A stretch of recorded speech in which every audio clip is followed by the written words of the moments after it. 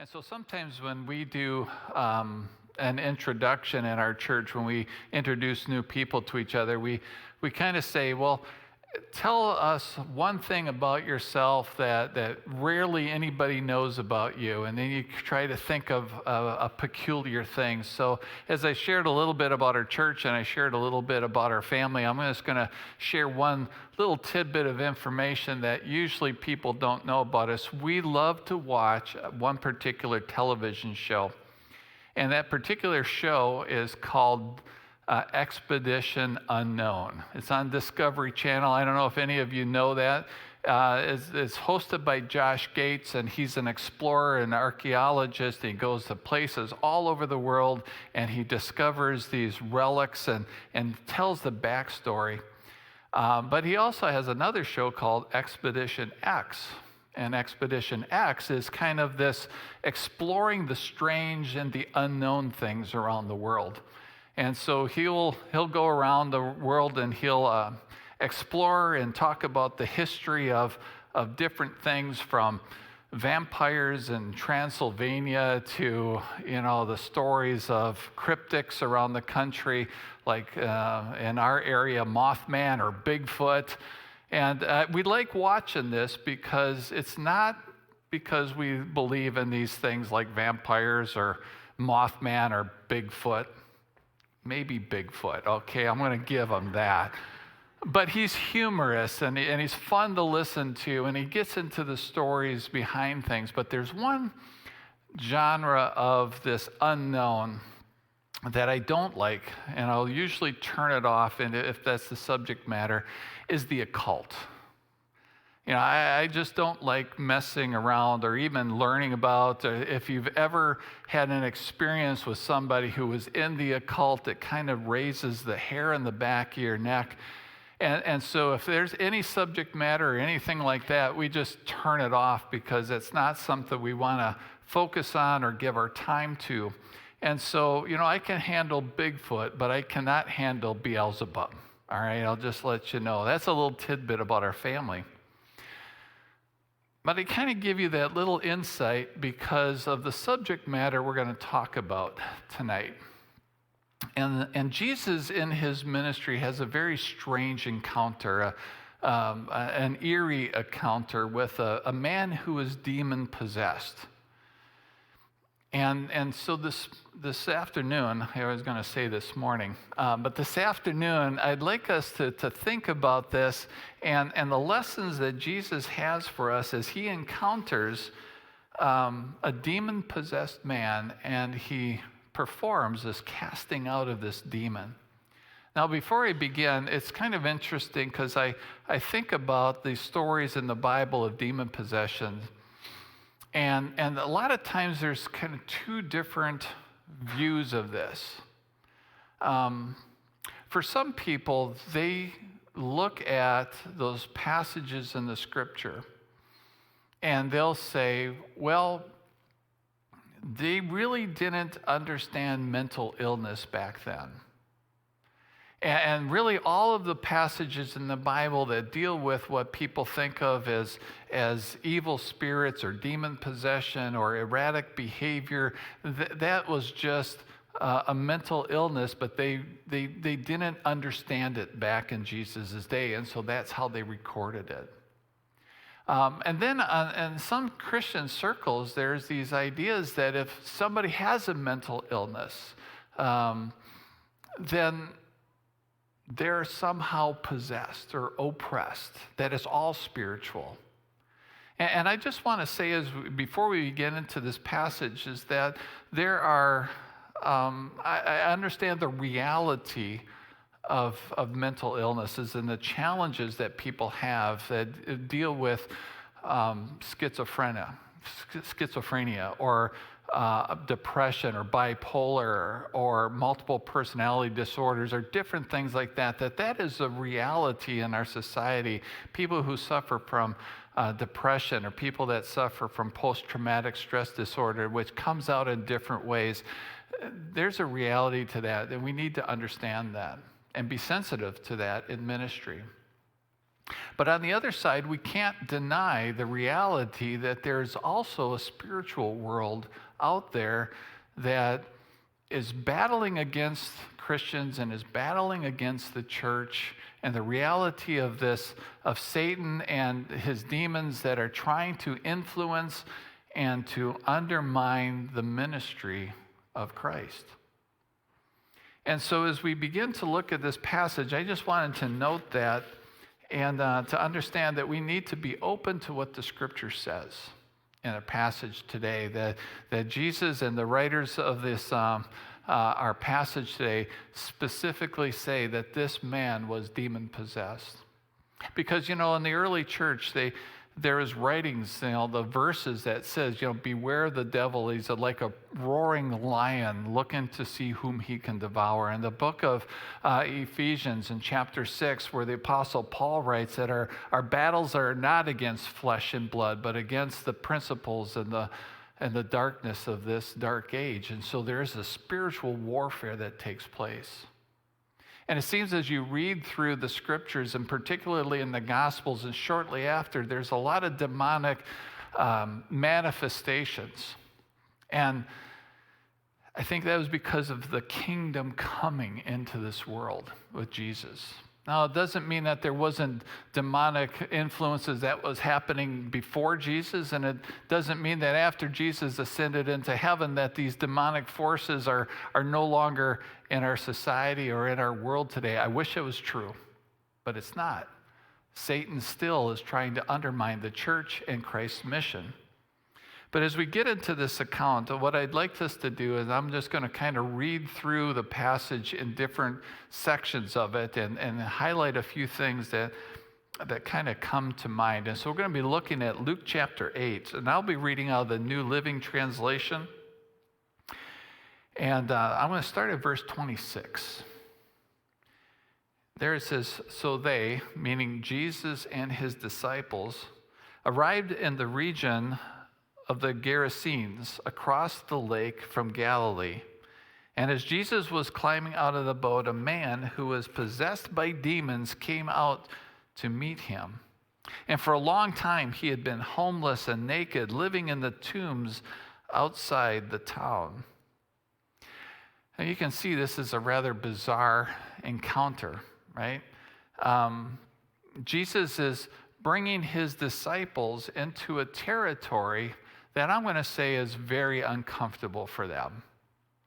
It says that he brought them to the area of Gerasenes, which is on the east side of the Galilee Sea. Now, many of the disciples were Galileans, and they were on the west side of Galilee Sea, the Sea of Galilee, and that was their home, and that was where Jesus often ministered from.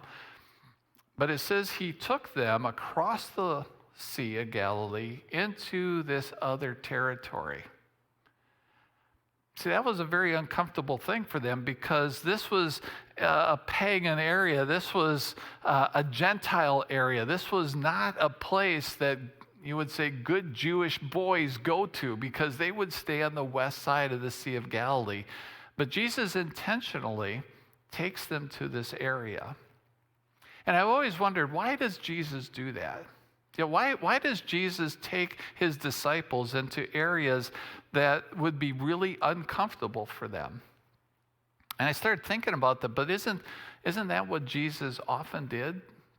He took them in places to stretch them. He took them to places that they weren't used to going, that they on themselves would never typically go, and he would set them in uncomfortable situations. And I think about that in the context of his ministry and his mission. And what comes to my mind is that Jesus cares more about his mission than the comfort of his disciples. Think about that for a minute, that Jesus cares more about his mission than the comfort of his disciples. And so he takes them out of their norm. He takes them out of their comfort zone. He takes them into places which they normally wouldn't go. And that's where he does ministry. And I think about that in the context of our our life as disciples of Jesus ourselves, does Jesus take us into places that is uncomfortable? Does he bring us into places that we normally maybe wouldn't go, or situations that we normally wouldn't find ourselves? Is he bringing us purposely into these uncomfortable places is because he cares more about his mission than he does about our comfort level? And I believe that that's what Jesus is beginning to demonstrate to his disciples. And so while he's there, he is encountered by a man who comes running out of these tombs, out of the graves. And he is possessed, and he comes to the disciples, and I can imagine how uncomfortable it was for them. He's coming to them, and it says that he has been possessed by demons, that he has been homeless for a long time, naked, living in the tombs outside of town. Now, I wonder how uncomfortable that was for the disciples. They get out of the boat with Jesus, and here comes somebody yelling, dirty, and naked, running right at you. Now, for me, that'd make me a little uncomfortable. We're not used to that, right? Unless you've had toddlers, then you probably see toddlers running at you naked, screaming, and dirty. But other than that, this is a really uncomfortable situation. But this is what they encounter right off the bat. And so as Jesus is there with his disciples, he's getting ready, I think, to demonstrate to them a couple of two things. One, he begins to show his disciples his authority. He shows his authority. So I'm going to come back to the passage. We're going to start at verse 28. And it says that as soon as he saw Jesus, this man, this demon-possessed man, he shrieked and he fell down in front of him. And then he screamed, "Why are you interfering with me, Jesus, Son of the Most High God? Please, I beg you, don't torture me." For Jesus had already commanded the evil spirit to come out of him, and the spirit had often taken control of the man. Even when he had been placed under guard and put in chains and shackles, he simply broke them and rushed out into the wilderness, completely under the demon's power. Verse 30, Jesus demanded, "What is your name?" "Legion," he replied, for he was filled with many demons. And the demons kept begging Jesus not to send them into the bottomless pit. There happened to be a large herd of pigs feeding on the hillside nearby, and the demons begged him to let them enter into the pigs. So Jesus gave them permission. And then the demons came out of the man, and he entered the pigs, and the entire herd plunged down a steep hillside into the lake and drowned. So now all of a sudden this weird encounter just got even weirder yet, right? Because this man running after them, running towards them, naked, dirty, and screaming, falls at the feet of Jesus. And they talk to him. They talk to Jesus. "Why are you tormenting us?" Now, this is not the man talking, right? This is the demons speaking to Jesus. "Why are you tormenting us?" And then Jesus asks them his name, and they say Legion. In Roman times, a legion in the army was of 6,000 men. 6,000 men. And so this demon who speaks, I don't think he's necessarily speaking a name, but he's speaking how many demons are in this man. 6,000, I'm legion. And I think about this, what the disciples, as they listen to this encounter, what they're thinking. Here is these demons who possess this man. He's under their total control, as it says, that at times as he would be tormented, that they tried to shackle him, he could break the shackles, and nobody could control this man.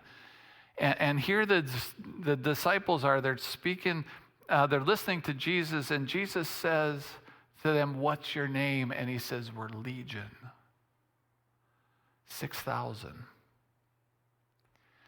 Now the odds are 6,000 to 1, right?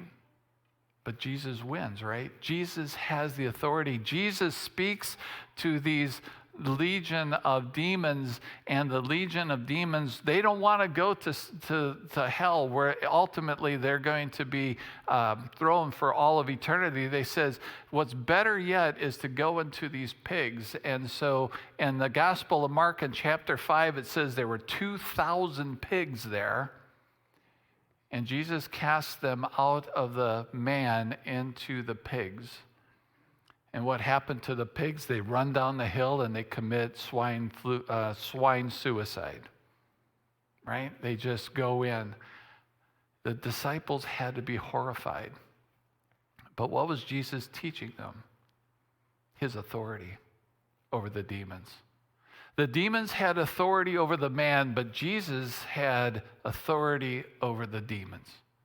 What a powerful ministry lesson for his disciples, as later they would encounter situations that seemed to be a spiritual battle. And I think that they could remember back to these times when Jesus had complete authority over 6,000 demons, and just his word cast them out. You know, I think sometimes in our society we think that Satan's winning. That society is going so far down that there's no hope, there's no ability to come back from this, is that Satan is just all too powerful in our society today. And we need to remember that as Jesus demonstrated his disciples, just his word can cast out all the demons. So that's one lesson. The second lesson that I think is going on here is that Jesus demonstrates compassion to this man. And we have a tendency to focus on the demons, right? Because there's 6,000 of them. There's this antics that he's doing. But underneath all of this story is a human being. A man that had been tormented for years. And if there were 6,000 demons in him, can you imagine the pain and the agony that man felt? And the Gospel of Mark, it says that he would run and he would scream and he would howl and he would cut himself with knives, and he was a man who was tormented. And why do you think Jesus takes his disciples into this uncomfortable position at the other side of the Sea of Galilee? One, to show his disciples his authority, but two, to show his disciples his compassion. Because there was a man who had been tormented by these demons. A man, in a sense, who no longer had his own identity. He was the identity of the demons, and he needed to be freed from those demons. He needed to be released. He needed to be saved. And so Jesus teaches his disciples to have compassion, to not just see this man as what the town had seen him, as this demon-possessed maniac who would break the chains, who would live inside the tombs amongst the dead, because his whole soul was dead. And without the saving of Jesus, his life was dead. But Jesus shows compassion, and he heals this man. It's an important lesson for his disciples, I'm sure. But as we go on a little bit further on, we see that the story continues on. I want to pick it up again on verse 34.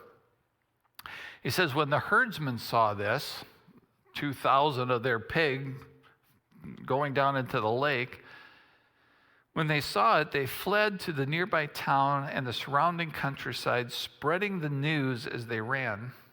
And the people rushed out to see what had happened. A crowd soon gathered around Jesus, and they saw the man who had been freed from the demons. He was sitting at the feet, Jesus' feet, fully clothed and perfectly sane, and they were all afraid. Then those who had seen what had happened told the others how the demon-possessed man had been healed, and all the people in the region of the Gerasenes begged Jesus to go away and to leave them alone, for a great wave of fear swept over them. As I read that passage and I read commentaries on it, so often they would say, well, why did they ask Jesus to leave? Well, and a lot of commentaries would say, well, because look at what happened to the pigs. They went all down into the Sea of Galilee and they were drowned. There was a huge economic loss for that community, for the people who not only owned that 2,000 swine, but for the surrounding community that would process it, that would eat it or do whatever that they would do with those pigs. And they says it was because Jesus disrupted their system. And I don't see that. Because what does the passage say? That they were afraid. They didn't say it was mad at Jesus for ruining their economic livelihood, but they were afraid of Jesus. Why? Because of his holiness, right? I think it's because of Jesus' holiness, being able to cast out the demons. There was something there that Jesus that was upsetting them because Jesus displayed his holiness to them. It's kind of funny because they became very comfortable, in a sense, with this demon-possessed man, right? He was the crazy guy in the tombs that would yell and scream and run around and cut himself. Oh yeah, that guy. We know that guy. He's a little strange. That guy that they tried to shackle at times and tried to control and maybe even tried to help, they got comfortable because they got comfortable with sin. They got comfortable with the demonic. They got comfortable with what this man was displaying. But Jesus shows up, and all of a sudden, they're not comfortable anymore because of Jesus' holiness. Now, I think that about that in our society today is that, holiness puts people off. They get really comfortable with sin. Our society, our culture, the way that our world is today is very, very comfortable with sin, but not very comfortable with holiness. And so the church has a big hurdle to overcome. How do we remain a holy people, a royal priesthood, as the book of Hebrews says, and be in this world and to work in a world that is very comfortable with sin? That's a challenge. But there's a little bit more to this passage, because you would think that it would be really nice if the people from the town came and they saw Jesus and they saw this demon-possessed man who was sitting at the feet of Jesus, clothed and cleaned up and sane, and they would have all believed in Jesus. Wouldn't that have been a great ending to the story? But that's not how the story goes, is it? Let's continue on a little bit more. And here's the last part. It's starting at verse 26, or 37, It says, they wanted Jesus to leave. So Jesus returned to the boat and left, crossing back to the other side of the lake. And the man who had been freed from the demons begged to go with him. But Jesus sent him home, saying, "No, go back to your family and tell them everything that God has done for you." So he went all through the towns proclaiming the great things that Jesus had done for them. So here's our storyline again. Jesus is forced out of town, and he's getting in a boat, and Jesus is going to leave, and here's this demon-possessed man. He wants to go with Jesus. Who wouldn't want to go with Jesus? He just healed him. He had been a man who had been tortured for years. Jesus freed him, liberated him, healed him. Of course he wanted to go with Jesus. Wouldn't it be cool to be able to be with Jesus? Wouldn't it be great to be able to travel with the disciples? Maybe they could start a support group for demon-possessed people. I mean, what could they have done in the presence of Jesus? And this man wanted to go with Jesus. And what does Jesus say? No. Wow. How does that sit with you? Because we all want to be by Jesus. We'd all love to be at the feet of Jesus learning. Wouldn't we all love to just kind of, sit around the campfire with Jesus and hang with Jesus because he is a wonderful, miraculous individual who saves us? And this man wanted that, and Jesus said no. What did he tell him to do? Go back home. He says, I know you want to be with me, but I need you to go back home and tell your family and whoever else will probably listen of the work that I did for you, your testimony, your story. And so Jesus really doesn't abandon the man, which in some sense we would think Jesus abandoned him there. He got back in the boat. He left this man on the east side of the Galilean Sea, and they go back home, and this man's abandoned, right? But no, he doesn't abandon him. He sends him on a mission. He says, you've been healed. You've been freed. You've been saved. Go back into your world. Go back to your family. Go back to your town and to share what I've just did for you. See, that's mission. He became a missionary just being freed from his demon possession. And now he's a missionary. So a couple of things that stand out for me in this passage is one is that Jesus often took his disciples in very uncomfortable positions and uncomfortable situations outside of their comfort zone for a purpose. To demonstrate his authority, to demonstrate his compassion, and to tell them as disciples, you need to go in places that you normally wouldn't go to be my disciple. Jesus shares with them that there is a spiritual side to our mission work.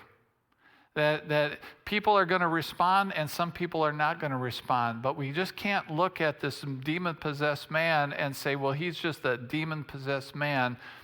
But there's something spiritual underneath this. And sometimes in our world, we can look at people and we can look at individuals. We can look at the way that they live their life, and we can look at the morality or the values or the ways that they live, and we can, and this is the unfortunate thing, is that we can demonize a person. We can look at them as the enemy. We can look at them as something demonic. And I think what Jesus does here is he opens up our spiritual eyes and says, you know what? There's people there. That we are in this spiritual battle. We are in this spiritual warfare. And that there's more to what we encounter than just the physical, but there's a spiritual.